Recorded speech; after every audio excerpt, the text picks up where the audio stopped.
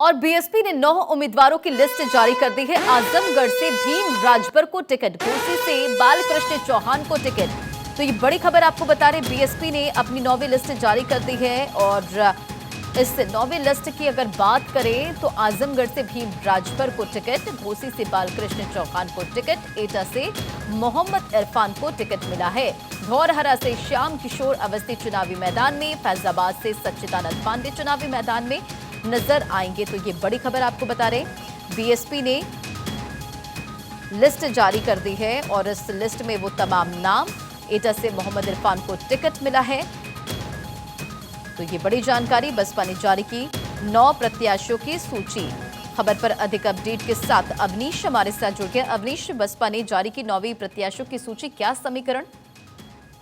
देखिए, बिल्कुल निश्चित तौर पर बहुजन समाजवादी पार्टी की ये चौथी लिस्ट अब जारी हो चुकी है। बहुजन समाजवादी पार्टी उत्तर प्रदेश में लोकसभा के उम्मीदवारों की लगातार अब लिस्ट में ये चौथी लिस्ट अब जारी हुई, जिसमें 9 उम्मीदवारों की लिस्ट है, जिसमें आजमगढ़, घोसी, एटा, धनौरा, फैजाबाद, बस्ती, गोरखपुर, चंदौली और रावणगंज है। आजमगढ़ से भीम राजभर, जो कि यूपी पूर्व अध्यक्ष रह चुका है वो बहुजन समाजवादी पार्टी के, और घोसी जो कि गाजीपुर क्षेत्र में आता है, जो कि मुख्तार अंसारी के जो पहले क्षेत्र रहा है। बालकृष्ण चौहान पूर्व सांसद रहे हैं बीएसपी के, जिसको घोसी से टिकट दिया गया है। और एटा की अगर बात करें तो मोहम्मद इरफान एड को दिया गया, धौरहरा श्याम किशोर अवस्थी को दिया गया है, फैजाबाद सच्चिदानंद पांडे को, बस्ती दयाशंकर मिश्रा को, गोरखपुर जावेद सिमनानी को दिया गया है। तो वहीं चंदौली जो कि सत्येंद्र कुमार मौर्य और रावणगंज जो कि सोनभद्र जिले में आता है, गणेश्वर गौतम ऐड को दिया गया। तो बहुजन समाज पार्टी अब लगातार अपनी लिस्टों को, अपने प्रत्याशियों को अब चुनाव मैदान में उतार रही है। जी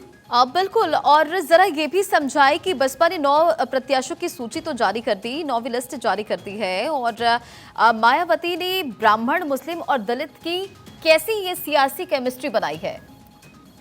देखिए, बिल्कुल निश्चित तौर पे अगर मायावती की अगर बात करें बहुजन समाजवादी पार्टी की, तो ये हमेशा से कहीं न कहीं ब्राह्मण और मुस्लिम वोटरों की ही राजनीति देखने को मिली है।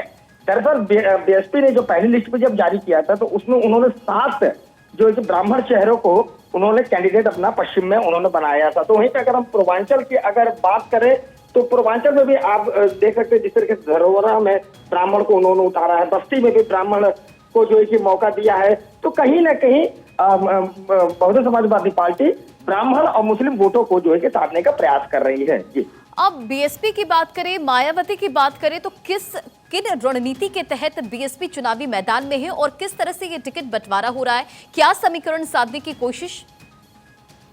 अब देखिए, बिल्कुल निश्चित तौर पे मायावती जो कि मैंने पहले भी बताया था कि ब्राह्मण और मुस्लिम वोटों को साधने का प्रयास कर रही हैं। जिस तरीके से तमाम इस लोकसभा चुनाव में देखने को मिल रहा है कि अलग अलग पार्टियां जो तमाम प्रकार के गठबंधन करती हुई नजर आई है, समाजवादी पार्टी भी पीडीए और उसमें असदुद्दीन अवैसी भी पीडीएम, यानी कि पिछड़ा दलित और मुस्लिम और पिछड़ा दलित अल्पसंख्यक। मायावती की जो वोट बैंक है वो दलित वोट बैंक के भरोसे ये रहती है, जिसमें दलित वोट बैंक इनका है और मुस्लिम वोट बैंक को साध कर ये चुनावी मैदान में उतरी है। इसका एक खासा असर 2019 वाले भी चुनाव में मिला था, जब समाजवादी पार्टी और सपा का जब गठबंधन था, तो उसमें कहीं ना कहीं बहुजन समाजवादी पार्टी को एक खासा असर देखने को मिला था मुस्लिम और ब्राह्मण वोटों को लेकर। तो अब इस बार जो पूर्वांचल और एटा में जो इन्होंने जो कैंडिडेट्स को उतारे, उसमें 2 से 3 ब्राह्मण चेहरे हैं। राजभर को भी उन्होंने, जो कि अल्पसंख्यक में पिछड़ा दलित में आते हैं, उनको भी साधने का प्रयास किया गया। जो आजमगढ़ से इन्होंने दिया है चौहान, जो कि घोसी सीट से दिया है।